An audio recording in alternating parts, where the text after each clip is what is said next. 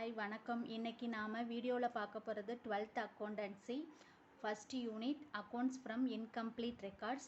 அதுக்கான ஃபார்மெட் தான் பார்க்க போகிறோம். ஃபார்மெட்டுக்கு முன்னாடி இன்கம்ப்ளீட் ரெக்கார்ட்ஸ் அப்படின்னா என்ன? இப்போ நம்ம அக்கௌண்ட்ஸ் மெயின்டைன் பண்ணும்போது சில இடத்துல ஸ்ட்ரிக்டாக மெயின்டைன் பண்ணாமல் அந்த அக்கௌண்ட்ஸ் இன்கம்ப்ளீட்டாக இருக்கும். அந்த மாதிரி என்னங்கிறத பார்க்க போகிறது தான் அக்கௌண்ட்ஸ் ஃப்ரம் இன்கம்ப்ளீட் ரெக்கார்ட்ஸ். இப்போ நம்மளுக்கு double entry system, single entry system அப்படின்னா என்னன்னு தெரியும். 11th அதை ஓரலாக படிச்சுட்டு வந்திருப்போம். இப்போ டபுள் என்ட்ரி சிஸ்டம் அப்படிங்கிறதுல 2 ஆஸ்பெக்ட் இருக்கும். 2 ஆஸ்பெக்ட்னா டெபிட் சைட், கிரெடிட் சைட். இப்போ கேஷ் ரிசீவ்டையும் போடுவோம், கேஷு பெய்டு அப்படிங்கிற ரெண்டு ஆஸ்பெக்டையும் நம்ம என்ன செய்வோம், டபுள் என்ட்ரி சிஸ்டத்தில் போடுவோம். ஆனால் சிங்கிள் என்ட்ரி சிஸ்டத்தில் யார் அதை மெயின்டைன் பண்ணுவாங்கன்னா சோல் ப்ரொப்ரைட்டரும் பார்ட்னர்ஷிப் இவங்க 2 பேரும் மட்டும்தான் அந்த சிங்கிள் என்ட்ரி சிஸ்டத்தை மெயின்டைன் பண்ணுவாங்க. அந்த இடத்துல சிங்கிள் என்ட்ரி சிஸ்டத்தில் 1 ஆஸ்பெக்ட் தான் இருக்கும். அதாவது நம்ம கேஷை ரிசீவ் பண்ணதை மட்டும்தான் நம்ம எழுதுகிற மாதிரி இருக்கும்.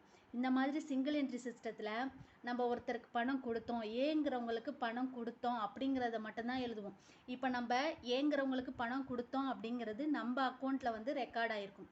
ஆனால் நம்ம கொடுக்கும்போது என்ன செய்வோம், ஏக்கு பதிலாக பிங்கிற பேரை மாற்றி கொடுத்துருவோம். அந்த ரெக்கார்டு நம்ம அக்கௌண்ட்டில் இருக்காது. இந்த மாதிரி சிங்கிள் என்ட்ரி சிஸ்டத்தில் நிறையா ப்ராப்ளம்ஸ் வரும். இந்த மாதிரி சிங்கிள் என்ட்ரி சிஸ்டத்தை ஃபாலோ பண்ணுறவங்களுக்கு என்ன ப்ராப்ளம் வரும்னா, அவங்களால எல்லா என்ட்ரிஸையும் என்ன செய்ய முடியாது, கரெக்டாக எழுதி வைக்க முடியாது. இதில் ஒரு ஆஸ்பெக்ட் மட்டும்தான் இருக்குது. எக்ஸாம்பிள் ஏ அண்ட் பி சொன்னேன். ஏகிட்ட வாங்கிட்டோம், ஆனால் நம்ம ரெக்கார்டில் ஏகிட்ட வாங்கிட்டோம் அப்படின்னு ரெக்கார்டு எழுதியிருப்போம். ஆனால் நம்ம என்ன செஞ்சுருப்போம், கொடுக்கும்போது பிங்கிற நேமை மென்ஷன் பண்ணி கொடுத்துருப்போம். இந்த மாதிரி நிறையா இன்கம்ப்ளீட்டாக ரெக்கார்டு இருக்கிறதெல்லாம் நம்ம இதில் இந்த மாதிரி இன்கம்ப்ளீட்டாக முடிஞ்ச அக்கௌண்ட்ஸை நம்ம சரி செய்கிறதுக்கு போடுறது தான் அக்கௌண்ட்ஸ் ஃப்ரம் இன்கம்ப்ளீட் ரெக்கார்ட்ஸ்.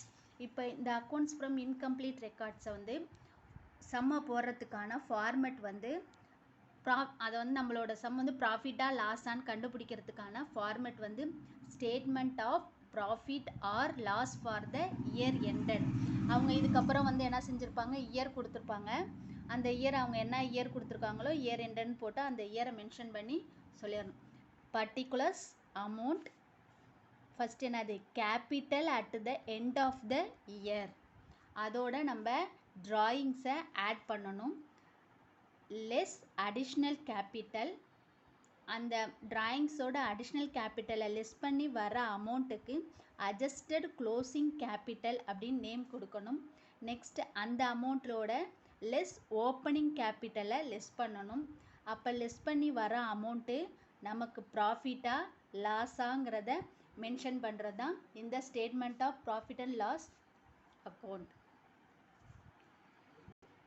இப்போ இந்த வீடியோவில் நம்ம ஃபார்மட் பார்த்தாச்சு. நெக்ஸ்ட் வீடியோலேருந்து எக்ஸசைஸ் வைஸாக ஒரு சம்மாக பார்க்கலாம். தேங்க்யூ.